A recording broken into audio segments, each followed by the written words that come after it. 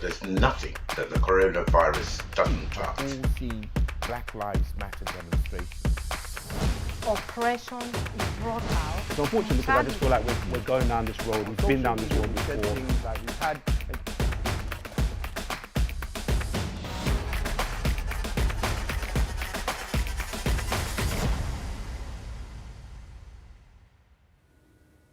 Hello and welcome to Your Voice. My name is Gabriel Renu. On tonight's show, we're all about Afrobeats.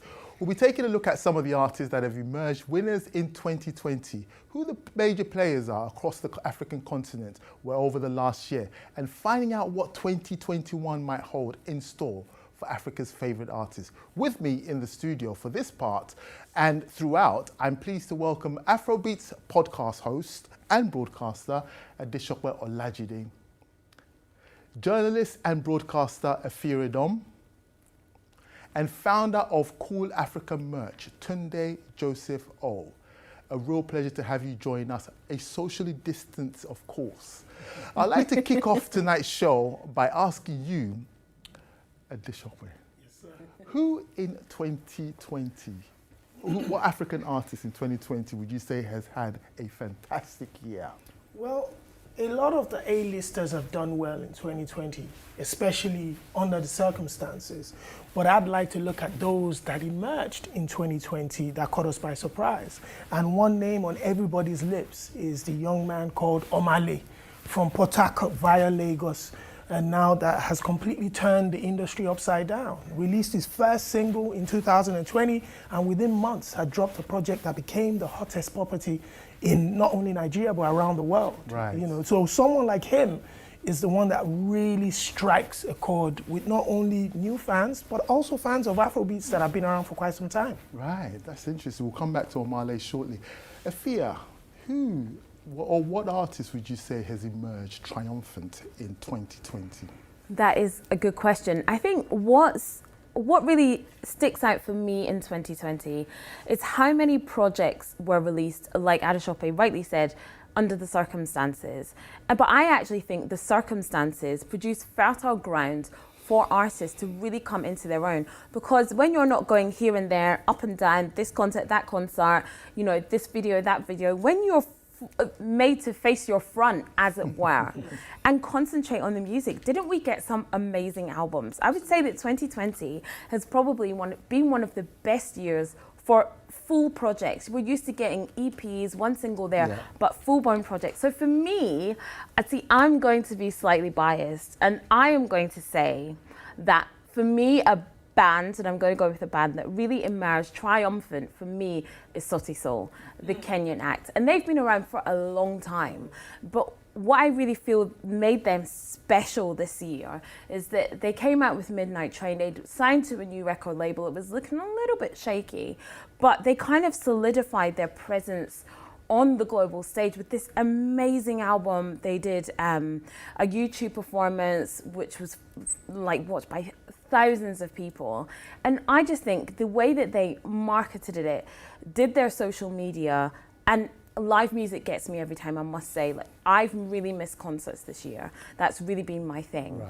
And I think for me, that element of instruments and coming together, for me, they nailed it this year, 100%. Not everyone will agree with me, but that's okay. But it's your choice. Tunde, over to you. So who do you think has emerged quite one of the best winners? So, I mean, I would pay attention right now to artists that obviously have released their projects before this time, because there's some new projects that have been released that is still in our mind. Right. So I would go and pick someone like Adekunle Gold. Who released an album, it's only 3 months, 3 months ago. Yeah, but still, a lot of albums have come out after that. Absolutely. And we tend to forget the transition Adekunle has made from his sort of highlife vibe into pop. And this album is packed with awesome pop sounds that you would play anywhere in the world. So for me, Adekunle Gold's transition with his imagery, everything, for me, it stands out this year. And I have to, give him a lot of credit for that. I think Adekunle Gold is the epitome of growth, right? The Absolutely. epitome of being able to blossom into yourself and come into your own as an artist. And also, the ability to not be afraid about that. I think that sometimes if you come out as one thing, you can be afraid to morph into something else. Afraid. When you said afraid, I wanted to throw in their risk. He took the biggest Yeah, risk. he did. Absolutely. Speaking of Adekunle Gold, our first video guest on tonight's show Almost is like Nigerian me. star Adekunle Gold. I spoke to him about his highs and lows of a roller coaster year. So you released an album, Afro Pop Volume 1, this year in the year 2020. How do you feel the pandemic has had a toll on the release in terms of marketing and being able to go out there and promote the songs and on the album? You know, first of all, I want to say it's been a crazy year. You know, like it's been a crazy year for creatives, for everyone generally, honestly. But us more because one of the things that we really enjoy to do, we love to do, is the live, right? Like whether it's meet and greet or performances and everything, like it helps us to meet with people, you know, perform, you know, and then meet with people. That's one of the core of our job as artists, right? Releasing this album this year, I knew that a lot of things were not going to happen. And if you've been following my releases, you know that I'm big on marketing. Like there's always something creative that I do with my team around my releases. When I released About 30, I had a phone booth.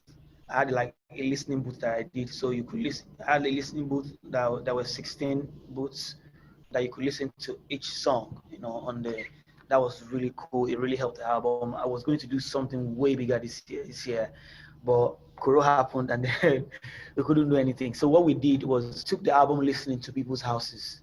You know, we picked like a few fans, got a bus, and then we branded the bus, and then we went to their house. I picked them randomly. I know like people that really stand hard for me, you know.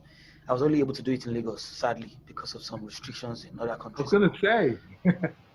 Yeah, so we took the listening to them, and then they really appreciated it because we went to their houses, got them in the bus, they listened to the album, and they really loved it. So that's one of the things that I did.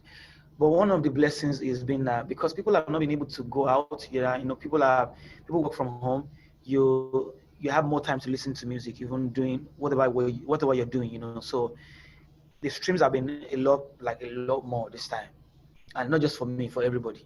Wow. Especially if you make like family-friendly music of some sort, you know what I mean. So yeah, it's been a crazy year, but somehow it's also been a blessing because Afropop, for example, has been my biggest album so far. Yeah. Absolutely amazing. And it's only 3 months old. Yeah. Wow. Good. So 2021 and beyond, do you have any, if you had any plans, do you have any plans at all? Back to back, everything, you know, AG Baby is your daddy. I'm going to feed you people. That's the plan. Like, just right before this call, I was in the studio. I just wrote a new song today, and I'm like, man, are these people even ready, you know? I'm in a great space, you know. I'm in a really, really, really great space. So everything I've been making lately, sheesh. Just watch out for 2021. So Tunde, you mentioned that, you know, Adekunle Gold was, you know, and you meant, Chopper, you mentioned, you know, Omale as the emerging act, and Afia, you mentioned, you know, Sauti Sol, but no one's really mentioned the usual suspects, you know, the Burna Boy, the Davido, the Wizkid, and even Master KG. The reason why I wouldn't want to mention those guys, the usual suspects have been ahead of the game, ahead of the culture for quite some time. And coming into 2020, a lot of them had expectations on their shoulders. We already knew Twice as Tall was coming. We already knew Made in Lagos was coming. Davido told us he was dropping a brand new album. Yemi Alade was working on one. But he had his own challenges as well, because he had to postpone it a couple of times. But however, coming into 2020, after the huge success they'd had in 2019, it was impossible for them to drop that low. What we didn't expect, particularly somebody like me, having a conversation with Adekunle Gold, having worked with him for 4 years, I wasn't so confident about this leap. He had to convince me to back this new look, back the new sound and back the new look. And one thing that I'm very, very happy about is he stepped up above the parapet and said, I want to change my sound. And I feel there's a next level for me to go. Believe in this next level, and the world would accept it. And guess what? We supported him, and this is the results today. You have to say Adekunle Gold made an amazing leap. But Omale, his first song was this year. And by November, he had become the hottest property, not only in Nigeria, but across the continent. Not only has he dropped an EP, he's gone back to back with a second EP featuring international stars and signed with Warner. So Tunde, it's what about, you see, I mean, you mentioned Davido and Burna Boy and everyone, they had high expectations, but Davido took a break. Within that, he went off social media. He went very quiet. So did he still emerge? That's true, and I definitely support Adesope on that, because at the end of the day, we do have expectations of these top tier artists. And for me, over the years, I've always not just looked at the top tier artists, I've always looked who's coming behind, because that's very important for the culture. Adekunle Gold's transition should not be understated. For his image, his music, it's a huge risk. It could go pear-shaped. Like you said, Omale is coming. All these guys are coming. And anyone can hit you out of that space. Do not forget that that space is so tight sometimes that, you know, if you take the wrong steps, you fall out. So Adekunle Gold for me stood out, and that's why I chose him, because he is the epitome of, you know, growth when you think about it. Or transition, sorry. I think, actually, yes, we had Davido, Wizkid, and we had Burna Boy with standout albums. I know you're going to ask us our albums of the year later, and my opinions on that will come. How do you know that? Because I'm the oracle. But I think that when we look at albums that stand out, I think we have to give the youngest, the Adekunle Golds, the Omalays, their dues, because they have, I feel, they have brought us more standout, more quality than, I'm going to put myself out there, probably fans are going to come for me, than the Davidos and the Wizkids. I feel that there's been better quality music, more risk taken. I think we have to talk about the Master KG effect, and maybe we'll come back to that, because the most Shazammed song of the year that spawned a dance craze, come on, we have to give Master KG and Burna Boy and the female vocalist, I've forgotten the name of, Produce. We're going to take a break now. We're going to take a short break now, but please join us again for part 2, where we'll be continuing the conversation. See you in a few minutes.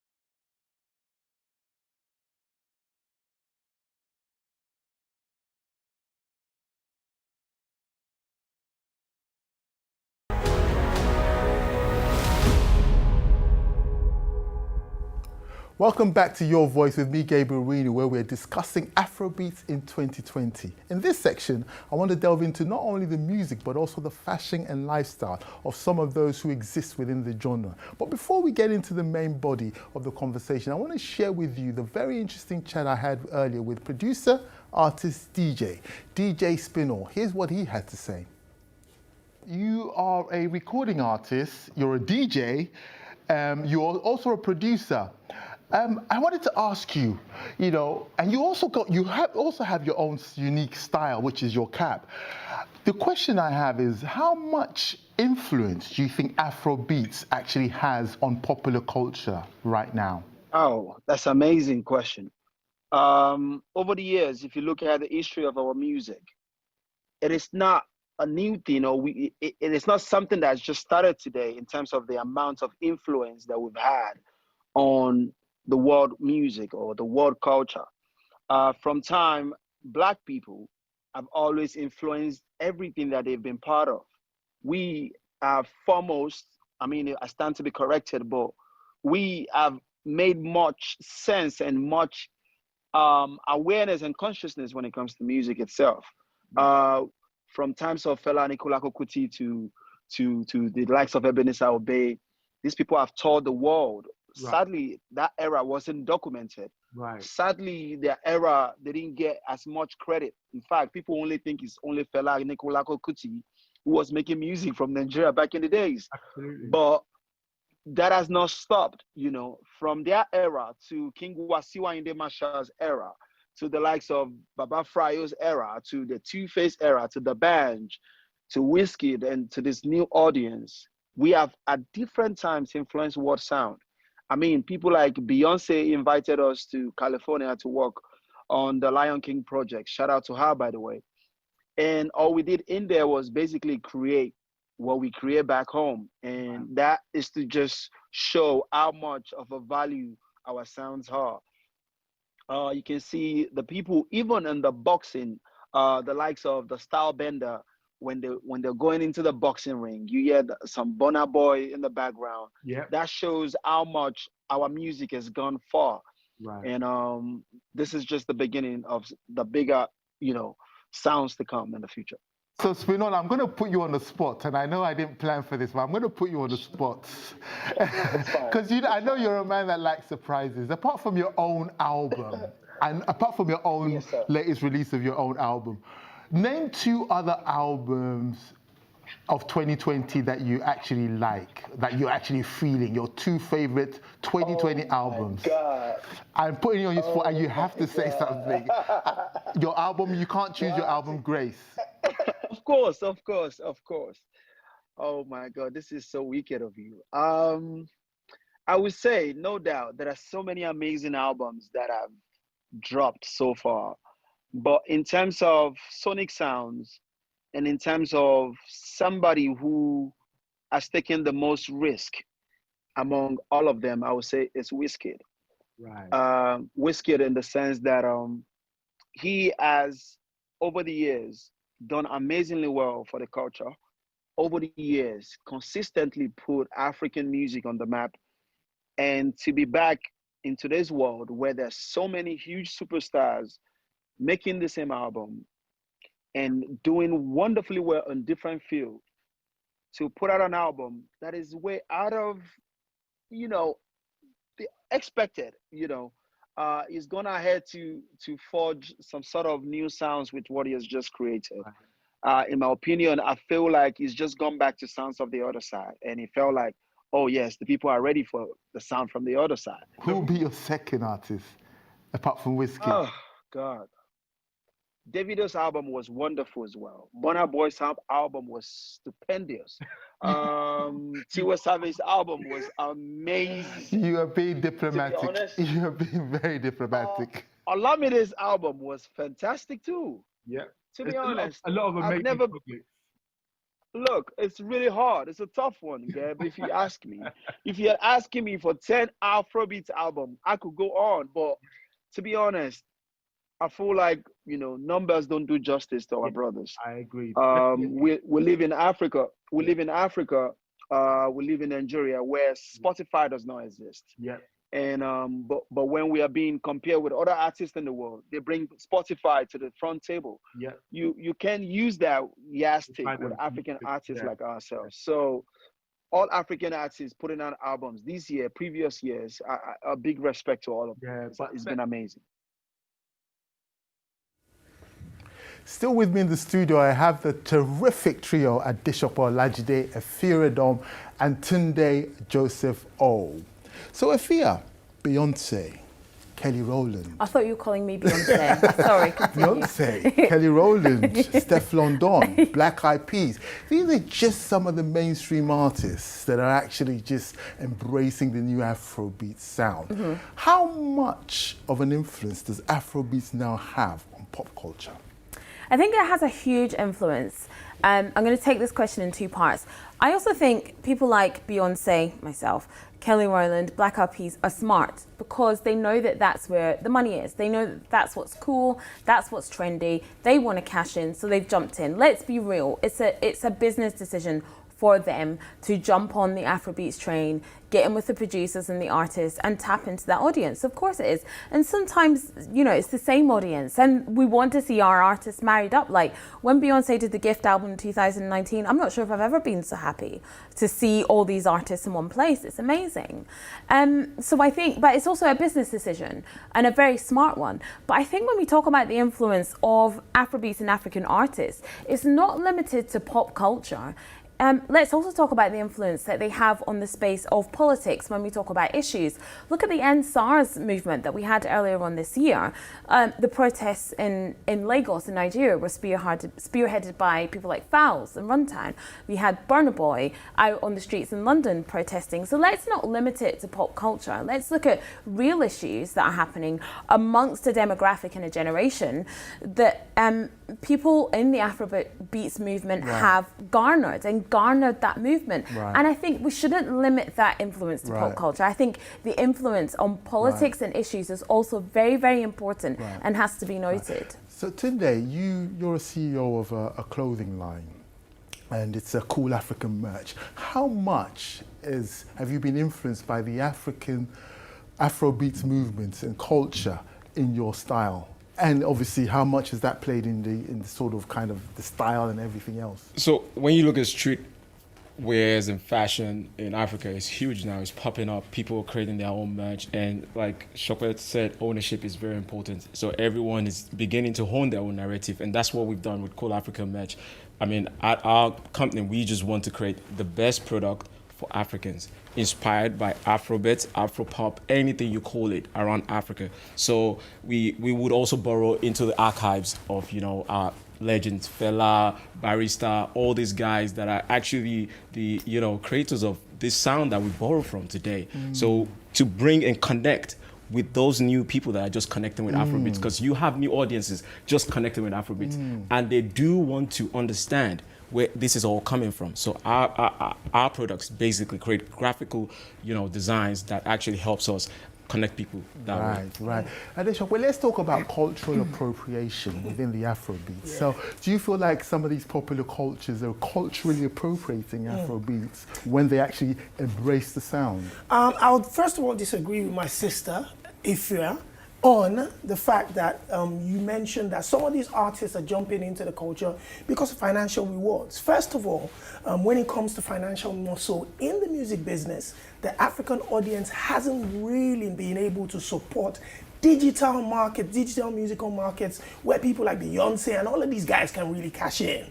However, she has, and a few of them have joined the culture because of the fact that there's a movement growing. First of all, pop culture internationally is always influenced by the next wave. Creativity, they need inspiration from different sides. Europe has been feeding America for years with dance and all sorts of sounds. Then the Caribbean came, where reggae, dancehall influenced pop culture. Now it's Africa, where they're looking at fashion, food, and everything. Now, cultural appropriation, you're talking about, people have mentioned the likes of Beyonce and Kelly Rowland. I want to disagree. I think, first of all, when it comes to cultural appropriation, we need to be very careful. Once we're looking at black people, Afro-Caribbean people, black American people who have, we have to be honest, Their home is Africa. Everybody has a right to tap into that culture from the motherland.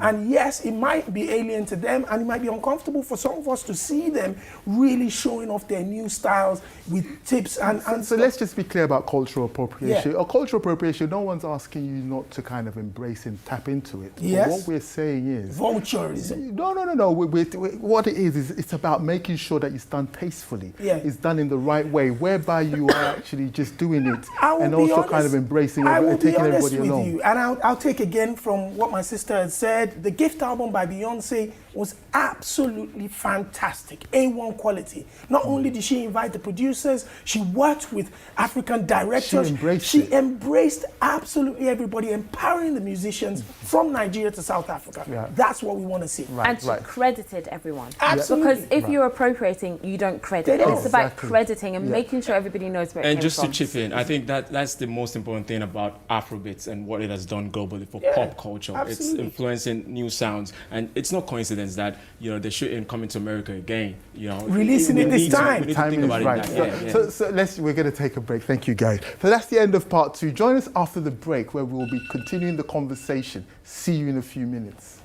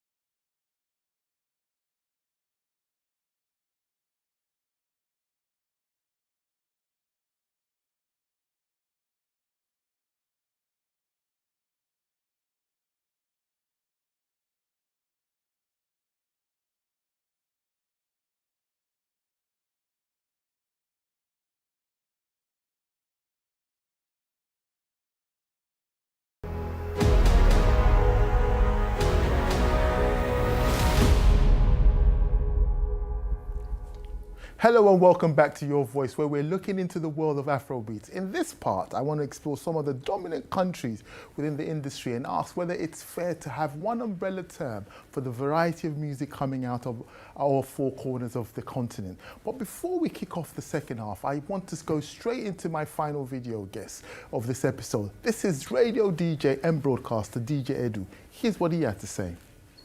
DJ Edu, apart from Afrobeats, what other genre of music in Africa are doing great stuff?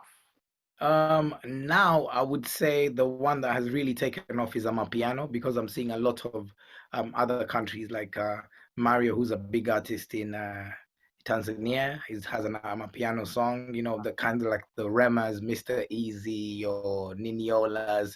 Everyone has a Amapiano and a kind of sound. And we see even like a Wiz and Burner Sponono jumped on our cabs at the small and DJ Mapuriza sound. I think that is massive. But if you go to Kenya, there's something called gengeton, which is kind of like their version of kind of like reggaeton. Right. And that's really big there. And if you go, for example, to Lusophone, there's a lot of house. So Afro house is big there, as well as in South Africa, you have Afro house. But theirs is really raw and organic, and the beat is kind of like a trip hop beat. It's not just your normal 4 to the floor. And you have other genres like Funana, Kizomba, Zouk. There's so much going on the continent. Coupe de Calais, Zuglu, Bongo flavor from Tanzania. I mean, it's endless. Just for the benefit of our viewers at home, what is Amapiano? So Amapiano is basically, I look at it as the morphing of Kwaito music into a modern style of Kwaito. Right. It's modernized Kwaito, because Kwaito was the biggest export. So that's big bass line, slowed down beats with a very heavy bass hitting on a house to the beat. So it's 4 to the floor. 1, 2, 3, 4. But now they've taken it and softened the kick and made the bass really bassy. But it's kind of like they just reversed the elements, but it still has a very Kwaito feel. That is from Johannesburg, South Africa. Right. So knowing what we know now and what you've just tried to kind of articulate, do you think Afrobeats is that all-encompassing sound? Because I think there are pockets and people who think Afrobeats is strictly the music from Africa. Do you think that name kind of encompasses all the sounds coming out of Africa? I don't think so, because I've been doing African music for a while, so have you. And what I literally, if you check my computer and where I store my music, any music from Africa is called African. Right. Because when it's African, everyone feels collectively, connected, and no one says, no, my music is not African. But Afrobeats brings that argument in where, okay, mine Afrobeats is more the pop side of Niger, maybe Ghanaian to some small extent, so it's very heavily that. And that's why you see when it comes to the UK, it gets confused even more, and people don't even, they'll call anything Afrobeats. But if it's African, it's from the motherland, it's connected to the motherland, the stories that are told relate to Africa, and it's big as outside of Africa as well as in Africa, because I don't think you can have an Afrobeat song that's big in the UK and it's not reflecting in Africa where it's supposed to, where the source is. Still with me are Adesope Olajide, Afiradom, and Tunde Joseph O. It's a very interesting conversation I was having there, Tunde, with DJ Edu, because, they tend to kind of use the term Afrobeats very, very broadly. But I think let's first take a look at some of the new sound that's coming out of Africa at the moment. Jerusalem by Master KG can be classified as a South African house or Amapiano. What is your take on that? Is that the new sound? What's... Well, I see it this way. Every time there's a region that dictates the sound. There was a time in Ghana we had the pom-pom sound, and we borrowed that sound and took it to the next level. Now we have South African sound actually dominating every sound, because if you look at all the big artists in Nigeria now, everybody's embedding into their sound, and we're going to take it to the next level. So next year you should look forward to that Amapiano sound taking over everywhere. So it's already there. Look at Davido's album, like 3 of the tracks has Amapiano. Look at Dremo's new track, it's Amapiano. It's getting played in Lagos, Abuja, so you can expect that would dominate the sound. So it's not a bad idea. It should always be embraced when there are new sounds coming from different regions to take over. Right. So Master KG, Adesope, would you say he's had a good year? What? And because that kind of propelled it. Incredible year. The song came out, Jerusalem smashed all sorts of records. We saw the likes of Cristiano Ronaldo using the song in the background, celebrating his birthday. But like Tunde said there, with regards to the sounds, in the 90s, it was the Congolese sounds. Then we changed into Ghana. Then we moved from Ghana, we went a little bit into Nigeria. But South Africa has continuously dictated sounds from Africa for decades. From Kwaito to Afro House to Gum to Amapiano. Now, like you said, the Nigerian musicians have Amapiano songs. But what you said that I'm not sure people will want to hear is the fact that you said we'll take it to the next level. Yeah. Let's be very careful. Yeah. No, we wouldn't. I'll tell you Nigeria why. doesn't. No. This is a bone of contention. I like it. When you say we will take it to the next level, one of the biggest problems now in Africa and why a lot of people are trying to dissociate themselves from the term Afrobeats is because they felt it's Nigerian dominated. Nigeria has done that to Afro House. They've done it to a lot of other sounds where, yes, we go in there and make so many songs that sounds like that in saying we're taking it to the next level, but we let people get tired of it. The pop sound from Ghana, we killed that sound. We did not just kill it, we commercialized it. Let's hear from Tunde and then we get We did not just kill that sound, we actually commercialized it. And a lot of artists made a lot of money out of it by touring and actually, putting their songs on DSP. But what happened to the Ghanaian musicians? Ghanaian musicians also benefited from it. My point about this is that, and when I say we will take it to the next level, our numbers is there. Nigeria has the numbers. Absolutely. And we're the loudest in the room. So you can take Clearly. in the nicest way possible. You can take that as we are the biggest marketers out there. Yeah. I'm sorry, we are the biggest marketers. So if you want to take anything out of Africa, it sounds controversial, but Nigerians are there to take it. We make the noise about every of our products, and that's why I mean that we will take it to the next level. Hold on, we'll come back to you. Tunde has a point. Nigeria's got the numbers statistically from a population point of view, and from every other. We actually have the point. What's your take on that? I guess you are right. Nigerians have the numbers. You have the numbers. But I think what you're saying is taking it to the next level implies that you will somehow better it. And that's not No, that's not. I've clarified that. Yeah, you have clarified that. And that's not it. Yeah. Yes, you took that sound from Ghana, but like Adeshope said, you murdered it.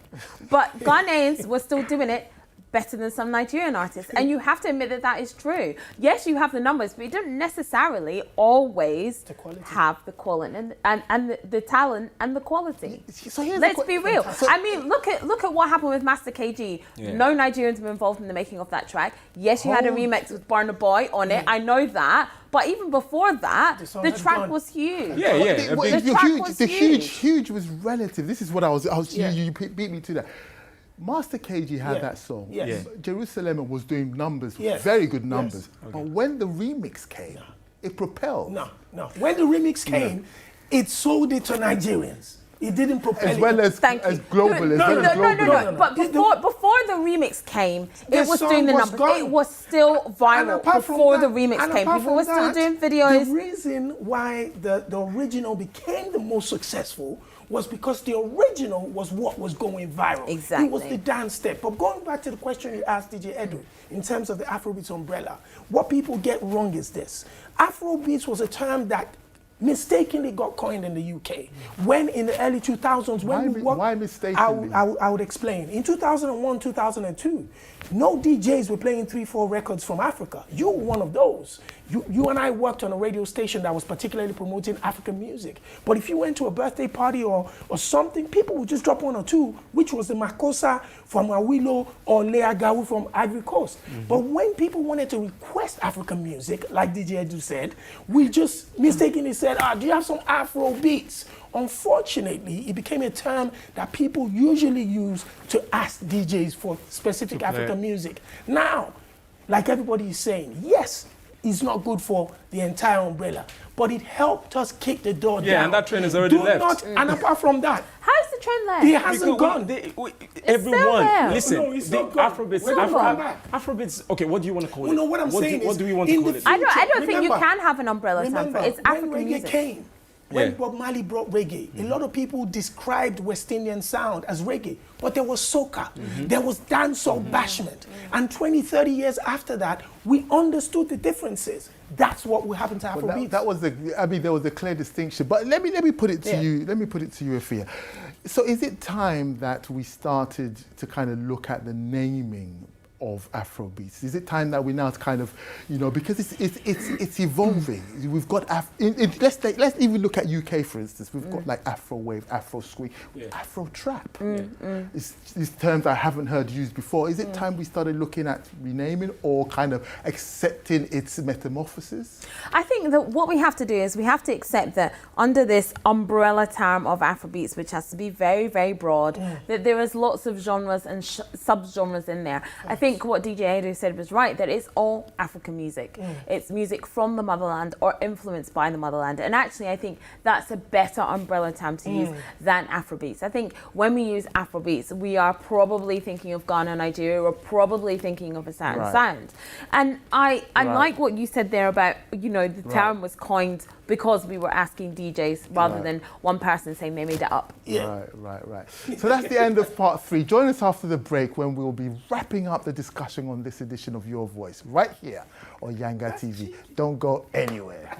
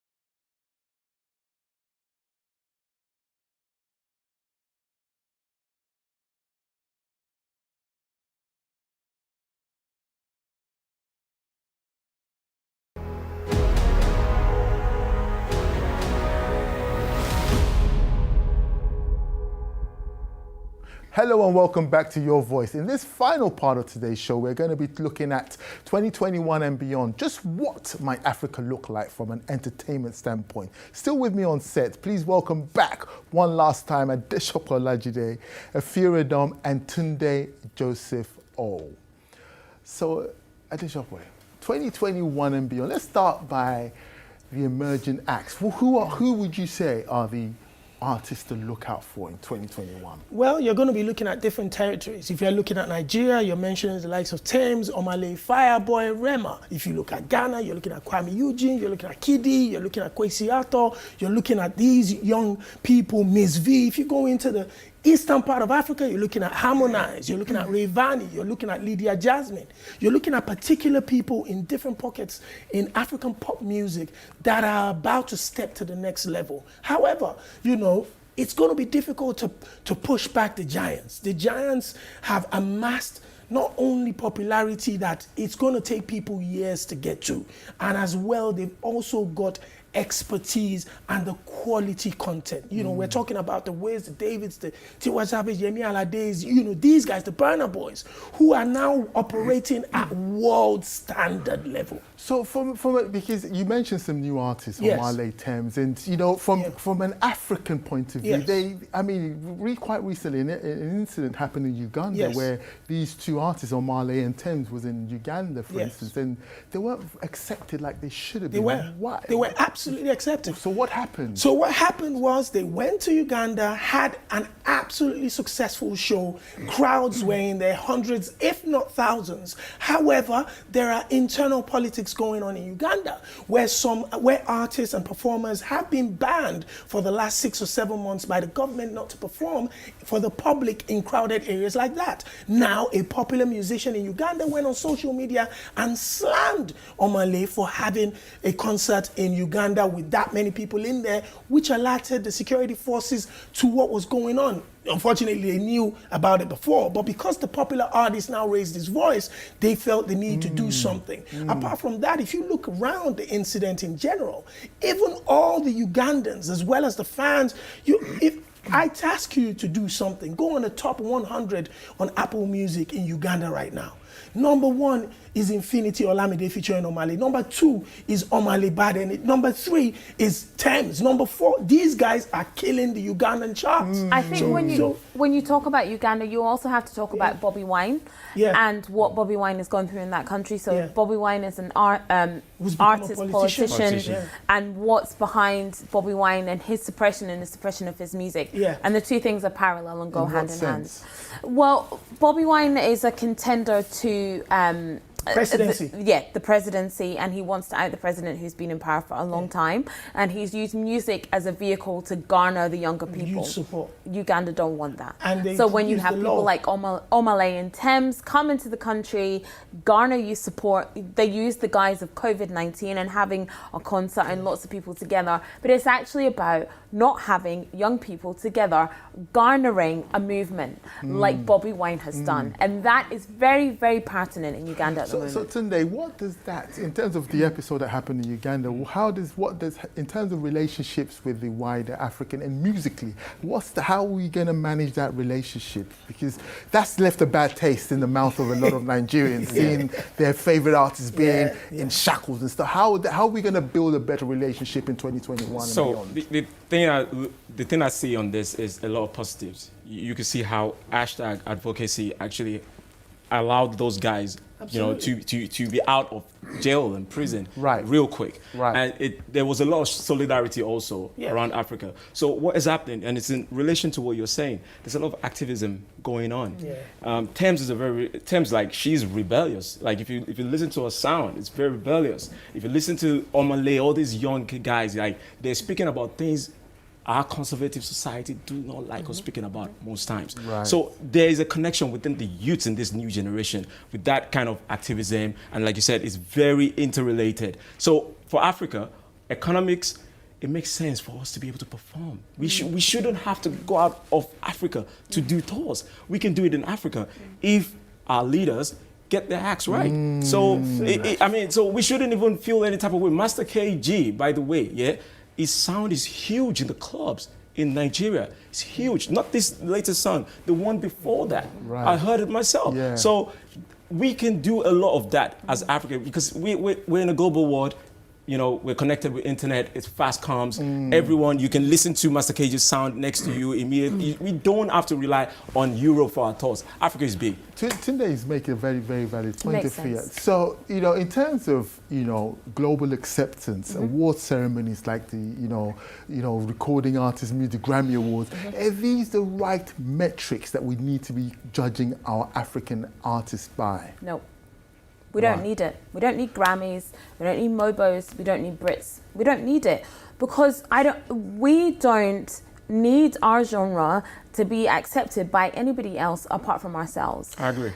What we need is 16-year-old Kofi in his bedroom to be dancing and listening to that song, listening to that album and feel inspired. That's what the artists do it for. I think, yes, Grammys would be nice and awards would be nice, but we don't need it. We need to be accepted by ourselves before we are accepted by anybody else. What we need to do is for our musicians and our music to keep causing the activism that we see in Uganda, that we've seen with NSARS. That to me is far more important than awards and Grammys. We're not using these platforms to preach it to the artists. I'm going to ask you a question, Adeshokwe. We're not. So, do you feel like the African artists are actually making music that fits the Grammy standards sometimes? Well, to be honest with you, what exactly is a Grammy standard? Thank you. What's the Grammy standard? Is good music. Over this weekend, my 12-year-old daughter was listening to Afrobeats for 6 straight hours whilst tidying up her room. Shout outs to Remy, by the way.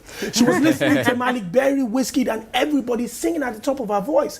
Those are the people that the Afrobeats and African popular acts need to concentrate on. However, with platforms like this and television platforms and broadcasters like Ify and everybody, we need to start singing from the same hymn sheet and speaking to the artists directly that do not worry about these international platforms. Worry about the award ceremonies in Nigeria, worry about the one in Ghana. Respect those ones because they understand your music even better than the Grammys. So you're asking about what does African, what does Grammy sounding music like? Let's take an album for us. Let's talk about Burna Boy. Yes. The first 4 tracks. Yes. How would you say that was appealing? It wasn't for me. Was it appealing to a wider audience? No. As an Afrobeats head, every time when I speak about it, every time when I speak about the Burna Boy album, which is the #1 track list on my, I'm talking about the latest one, Twice as Tall. It's the most listened to project on my entire playlist for 2020. So I listen to it every single day. However, as an Afrobeats head, I don't get into it until I get into Onyeka, Koma, Bebo. So what was the first? So what was it appealing? What audience was those first couple of tracks appealing to? However, you have to understand where Burna Boy is coming from. He's somebody I remember very well, DJ Gabe, when I posted his first behind-the-scenes video, Like to Party, on my Facebook page in 2012. You put a comment underneath it saying, wow, this guy's different from what we have. So he's always played with different sounds. So I'm very happy with him, messing with different sounds. However, you can't call it Afrobeat. We'll come back to you one second. But as a co-Afrobeats head, whose Burna Boy's Twice as Tall project is also in my top track for 2020 on my playlist as well, Alarm Clock, track #2. Yeah, that beat is fire. No, but it is sick. So how do you not get it? I think that I genuinely think it's just you. So it's just you. In my opinion, Burna Boy's album was submitted for the Grammys. That album was for the Grammys. Let me get to it. The reason why I say that is, listen, African Giant. It's not. We have not a classic album. We have not even picked on yet. We have not picked on it, and he's dropped this. Do you know why he's dropped this? Because I feel like he's a creative. He once said.